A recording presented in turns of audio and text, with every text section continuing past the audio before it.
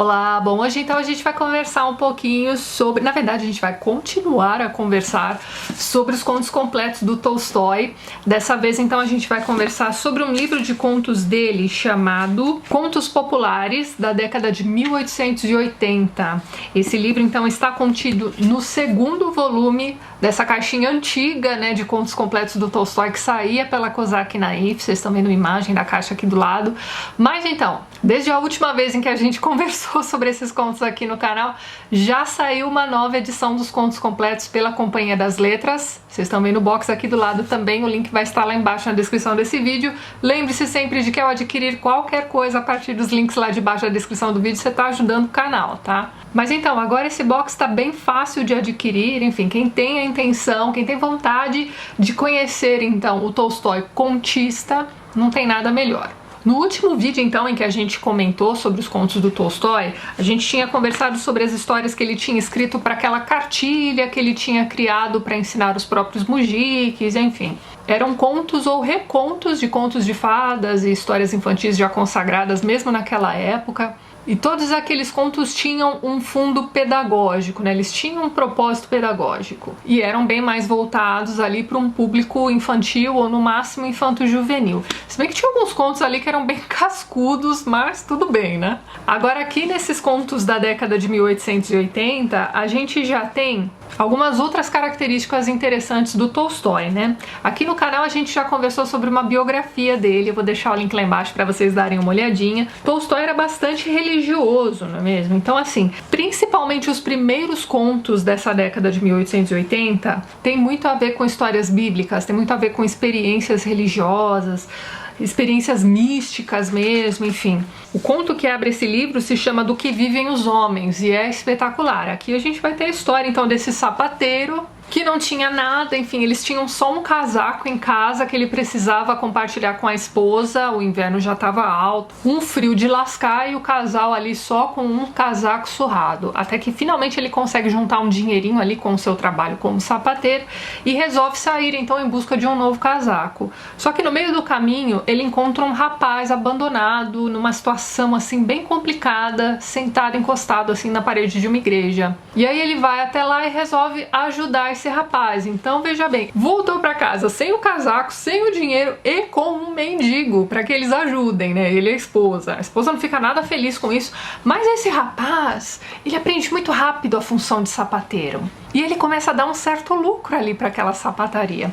Inclusive ele começa a ter assim umas antevisões. Então, por exemplo, vou contar só a primeira história, tá? Para não estragar a experiência de leitura. Esse conto é muito bacana. Então, entra ali na sapataria o funcionário de um homem muito rico, e ele traz ali uma peça de couro para que sejam feitas botas de montaria ali pro seu senhor, aquela coisa toda. Só que quando o rapaz pega aquela peça de couro e vai executar ali a tarefa, ele acaba fazendo, na verdade, sandálias de couro. E aí o sapateiro, né, o dono da sapataria, vai virar para ele e vai falar: mas que maluquice é essa? O que você fez? Você acabou de estragar o couro do rapaz, enfim. Dá uma bronca danada no cara e o cara tá lá tranquilo, sorrindo. E aí o que acontece? No dia combinado, né, pra entrega da encomenda, aquele funcionário volta ali à sapataria e conta pra eles que o chefe dele tinha morrido. Então ele vai lá só avisar: olha, não precisa fazer mais nada não, pode ficar com essa bota, vende pra alguém aí. Mas na verdade o que eles tinham feito, né, o que o rapaz tinha feito, eram sandálias de enterro. Então era costume naquela época enterrar os mortos com sandálias bem confortáveis de couro, e foi isso que ele tinha feito. Então aquele empregado do homem rico que morreu leva lá, né, aquelas sandálias que vão ser úteis no fim das contas. E várias outras histórias bem interessantes vão acontecendo nessa sapataria. E a conclusão é muito bacana. Quando você descobre quem é esse rapaz, é uma surpresa, muito bacana mesmo esse conto. É um dos meus contos preferidos desse segundo volume aqui. Depois tem uma história muito bacana também, adorei esse conto, chamado Os Dois Irmãos e o Ouro. Então aqui ele vai contar pra gente a história desses dois irmãos muito bondosos que um dia estão caminhando ali por uma estrada e encontram uma saca de ouro. E aí, enquanto um vai dizer assim: olha, larga isso aí, não é nosso, não pertence a gente, o outro vai dizer: não, pera lá, mas com esse ouro a gente pode fazer muitas coisas boas. A gente pode construir hospitais, né, pros pobres, a gente pode alimentar muitas famílias, enfim. E esse segundo irmão acaba pegando aquele ouro pra si. Na verdade, não é pra si, né? Ele quer, na verdade, ajudar as pessoas com aquele dinheiro e é isso que ele faz. Mas será que ele está fazendo isso, construindo esses hospitais, essas escolas, ajudando as pessoas e tudo mais, por pura bondade de seu coração ou por vaidade? Então no final desse conto ele vai receber uma visita bem desagradável e aí a gente vai entender direitinho o que é que está acontecendo com esse irmão. Outro conto bacana que eu queria comentar com vocês é esse aqui, ó, Fogo Aceso Não Se Apaga. Aqui a gente vai conhecer algumas gerações de vizinhos, né? São todos mujiques. E uma coisa interessante que eu aprendi lendo esses contos aqui, da década de 1880, é que existiam mujiques ricos. Na minha cabeça, pelo menos, né, até o momento, né, depois dessas leituras de Tolstói, Dostoiévski e tudo mais, eu achava que os mujiques eram só pessoas que viviam em situações bem complicadas ali nas suas esbás, produzindo para, sei lá, para o bem-estar do dono das terras, enfim. Mas existiam ali alguns mujiques ricos, sim. Aqui a gente vai acompanhar então a história dessa vizinhança, como eu ia dizendo para vocês. Então você tinha assim os pais que viviam ali naquelas casas e tal, se dando muito bem. E aí todos eles tinham filhos, os filhos brincavam juntos e tudo mais, e aí você tem o tempo passando e esses filhos se casando e tudo mais, enfim, a família vai crescendo, só que essas crianças agora adultas começam a ter umas rixas entre si. Então você tem aqui, na verdade, uma análise da mudança de geração, né? Então enquanto uma geração vivia em harmonia, a geração seguinte já não consegue isso. Por que será que essa geração é tão problemática? Por que eles criam tantos problemas entre si? Você precisa ler esse conto, ele é interessantíssimo também.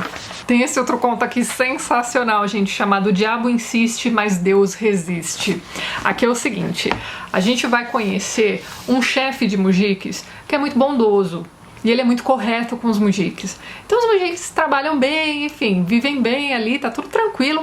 Até que aparece um mujique novo que é meio problemático, digamos. Então ele começa a achar que... Primeiro ele já chega ali, aquele povoado, achando que todo dono de mujiques, né? Porque assim, essas pessoas não eram donas apenas da terra, eles eram donos também das almas que a habitavam. Então eles também eram donos dos mujiques, certo? Enfim, na cabeça desse cara não existe chefe de mujique legal. Então quando ele começa a ouvir ali os outros dizendo, não, ele é super justo, ele ajuda a gente, enfim, ele não acredita. Ele não só não acredita, como ele quer provar para os outros, né, que em algum momento aquele cara vai se irritar e vai fazer uma coisa tenebrosa ali com eles. Então ele começa a tentar criar situações desagradáveis ali naquele povoado, para tirar, né, o dono das terras ali do sério, enfim, ele quer saber o limite daquele cara. É um conto muito interessante, porque conforme você vai lendo, você vai conseguindo fazer uma ponte com pessoas assim que já passaram pela sua vida, sabe? Você acha que tá tudo bem, mas de repente aparece um espírito de porco que começa ali no seu ouvidinho só a te envenenar, sabe? Em diversos momentos diferentes da vida, você vai entrar em contato com pessoas que não estão felizes e começam a transmitir a infelicidade delas para vocês também. Elas não se contentam até você também ficar infeliz, entendeu? É um negócio complicado e esse conto é sobre isso. Tem um conto muito bonitinho sobre crianças aqui também, chamado Meninas São Mais Inteligentes do que os Velhos. Gente, essa historinha é muito legal. Eu não vou contar pra vocês porque ela é muito curtinha, ela tem só 2 páginas de duração. Outro conto que eu adorei aqui também nessa coletânea, é um dos meus preferidos, se chama Ilias. O Ilias é um cara que tem uma família, vive prosperamente, ele tem vários cavalos, enfim, plantações, tá tudo indo bem, a família é próspera, né, os filhos são bem criados, etc, tá tudo indo bem. Só que com o passar dos anos, alguns problemas vão acontecendo e essa família vai perdendo tudo. Chega um momento em que eles, que eram donos de grandes terras, ajudavam os vizinhos, etc, se veem numa situação em que eles precisam ser ajudados. Então eles acabam sendo acolhidos por uma família que os conheceu na época em que eles eram, né, pessoas influentes ali no lugar e tudo mais, mas não os acolheu de graça. Então assim, eles estão trabalhando naquela fazenda também como se fossem mujiques mesmo. E vivem ali na mesma casa que os patrões e tudo mais. Então, enfim, a situação é essa. Só que aí um belo dia eles recebem um visitante, né, um hóspede ali, e aí esse visitante acaba perguntando, não, mas quem é aquele casal de velhinhos, né, que eu vejo sempre ali fora e tudo mais? E aí o dono da casa vai explicar, né, vai contar a história deles, né, não, então eles perderam tudo, né, ficaram sem eira nem beira, a gente convidou pra ficar aqui com a gente, e eles fazem alguns servicinhos pra gente também. E aí o que mais incomodou, digamos, não é bem esse o termo, ele achou assim meio surpreendente demais o fato de que esse casal de velhinhos está sempre com um sorriso no rosto. Então ele chama os dois para contarem, né, eles mesmos, né, o que aconteceu com eles. E aí quando eles dão essa explicação do porquê hoje em dia eles se sentem até mais leves, até mais felizes do que quando eles eram bem ricos, né, enfim, família mais influente da cidade, é muito interessante. Tem um fundo moral, tem meio que uma moral da história, mas não mais voltado para um público infanto-juvenil. Em diversos momentos aqui você vai ter epifanias pela visita de um anjo ou de um diabo, alguma coisa assim. Deus é mencionado aqui o tempo todo. Então, e são histórias, de certa forma, bastante leves. É aquele tipo de história que dá até um quentinho no coração quando você termina de ler. Mas é claro, né, como toda a coletânea também vai ter ali alguns contos bem chatinhos. Você tem ali um conto chamado O Afilhado, que é infinito e é uma história assim bem enrolada. Também não gostei muito desse aqui não. Tem um conto com um título enorme, olha só. Conto sobre Ivan Bobo e seus dois irmãos, Semion Guerreiro e Taraz Barrigudo, e sobre a irmã muda Malânia, e o Diabo Velho e os Três Capetinhas. Então assim, o título do conto é praticamente um resumo da história. Dessa história aqui eu também não gostei muito não, mas em geral são histórias excelentes para aquecer o seu coraçãozinho mesmo. Então deixo essa dica aqui para vocês. Nessa edição aqui esses contos estão então no finalzinho do segundo volume. Então não sei dizer para vocês, mas provavelmente devem ser ali os contos até a primeira metade do segundo volume desse box da Companhia das Letras. E fica aqui também o convite a vocês aí que só conhecem o Tolstói romancista, né, conhecerem também o contista. Tem muita coisa bacana nesses livros mesmo. Então deixo a dicona aqui pra vocês.